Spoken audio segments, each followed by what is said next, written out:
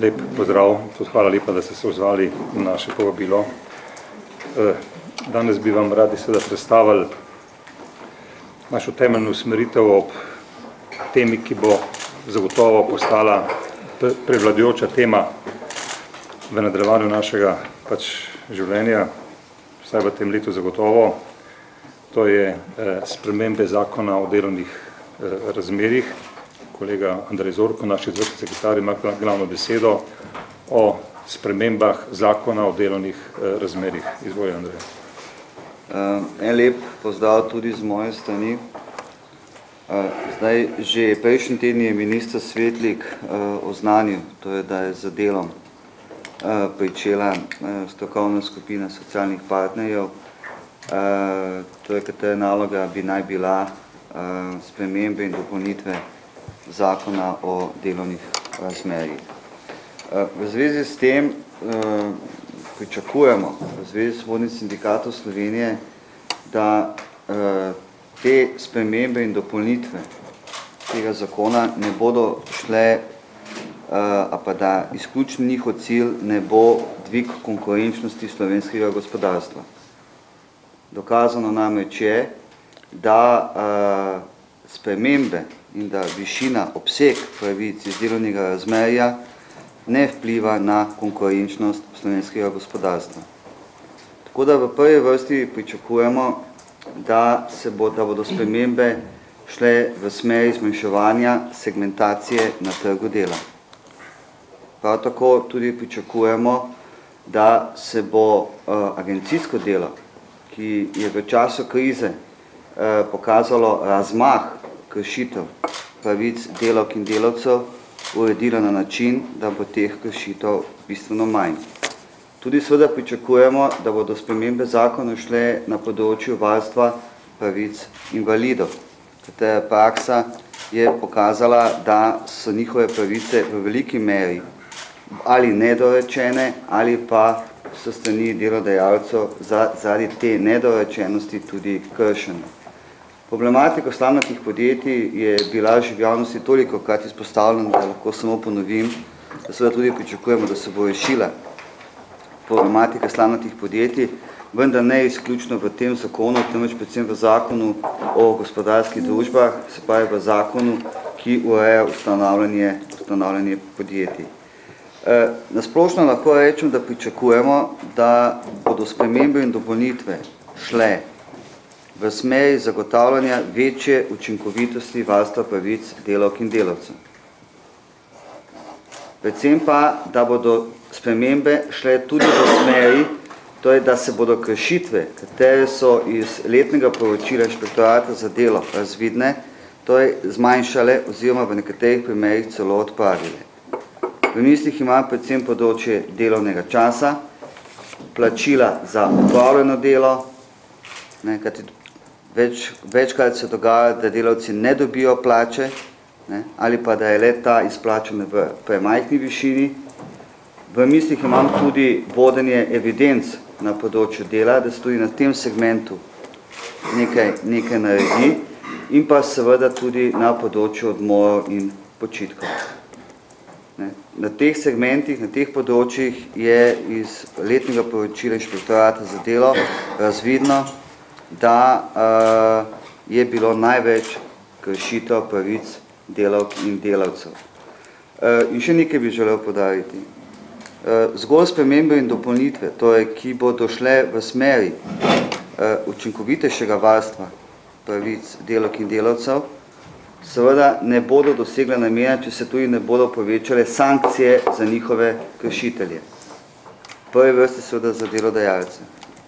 Zato bo potrebno v zakonu tudi spremeniti sankcije in narediti le te strožje, prav tako pa tudi pospešiti postopek njihove izterjave s strani pristojnih državnih organov, davčnega organa. Zakonu o spremembah in dopolnitvah zakona o delovnih razmerjih mora obvezno slediti tudi sprememba zakona o Inšpektoratu za delo, o inšpekciji dela. Vkolikor se učinkovitost inšpektorata na tem področju ne bo povečala, vkolikor se ne bodo odpravile morebitne zakonske ovire za povečanje njihove učinkovitosti, bo vsak zakon v Sloveniji zgolj mrtva točka na papirju. To velja predvsem in bi moralo biti v primeru zakona, ki ureja pravice delavk in delavcev. Ta zakon, torej ta zakonodaja, bi morala biti najmanj kršena. Žal je čas krize pokazal, da so delodajalci primarno bili naravnani v kršitve pravic delavk in delavcev, ko so se odzivali na samo krizo. V globali seveda pričakujemo, da bo in v nadaljevanju dela strokovne skupine pričakujemo, da bo ministrstvo, ko bo pripravljalo predloge členov zakona o delovnih razmerjih, tudi upoštevalo predvsem usmeritev, to je, da se zagotovi večje varstvo pravic delavk in delavcev in da se odpravijo, ali pa v čim večji meri odpravijo anomalije in kršitve, ki so danes bile, ki so zaznane na samem trgu delovne sile, predvsem pa to je tudi v okviru delovnega razmerja. Ja, glejte, že k temu dodal naslednje. Namreč, zakaj ni dvoma, da bo ta tema postala ena izmed osrednjih tem v mesecih, ki so pred nami. Namreč, mi se ne delamo tukaj dobenih iluzij. Namreč, znana je ocena bonitetne hiše Standard & Poor's o Sloveniji, čež da je potrebno znižati stroške dela. Glede na veliko vlogo in usodno navezanost naših politikov na ocene teh agencij, nam da vse to dogajanje v preteklosti tudi in sedanjosti jasno sporočilo, da naši politiki bodo to oceno vzeli hudo resno in se bodo trudili, da bi uslišali pač gospode iz te agencije, kajti kot je znano, so 3 agencije v svetu in izrazito kapitalsko usmerjene, kaj pa drugega, ki z svojimi ocenami ščitijo interes kapitala. In politiki, med njimi žal slovenski, jemljajo to kot čisto zlato in je dosti do tega, da te bonitetne hiše imajo visoko bonitetno ceno v Sloveniji. To se pravi, zagotovo je realno pričakovati tudi zaradi tega pritisk politikov na to zakonodajo. Mi zagotovo, govorimo o svobodnih sindikatih, ne bomo dovolili zniževanja delavskih pravic. Ni potrebe, ni razloga, nasprotno.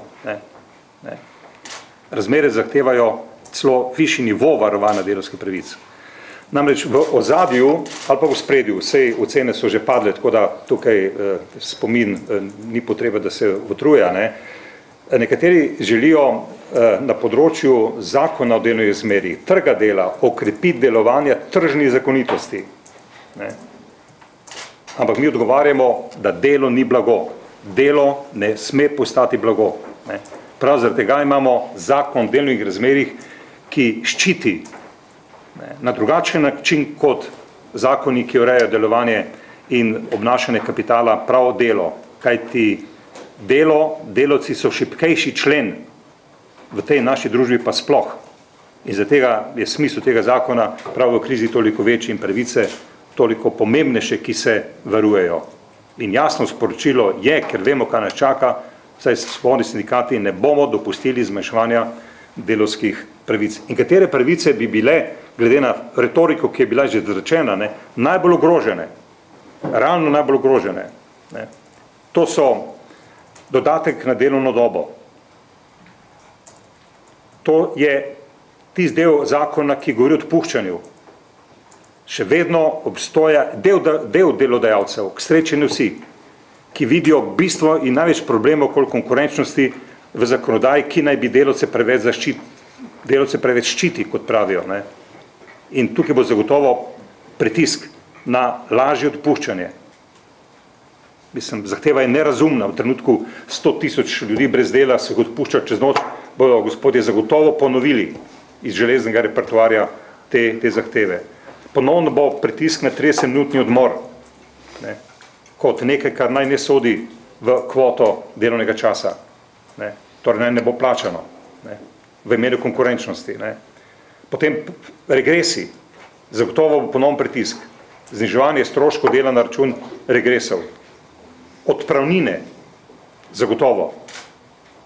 Tukaj nas čaka neka alternativa, verjetno, ampak ne bomo dopustili, ne glede na to, kakšna alternativa se bo ponujala, da bi znižali odpravnine. Ni nobenega razloga, res nobenega razloga. Namreč vse te stvari, katerim sem rekel, ne, se bo želelo prenesti v sistem kolektivnih pogodb, torej iz zakona v kolektivne pogodbe. In ve se zakaj, kajti tam dajo soglasje delodajalci. Ve se, da je to potem delavec tam manj zaščiten. Ne. Tega ne bomo dovolili. Namreč, ko se delavcem kršijo pravice, vse težje dobijo te pravice nazaj. Pravica je žal v Sloveniji na strani bogatih. Ne.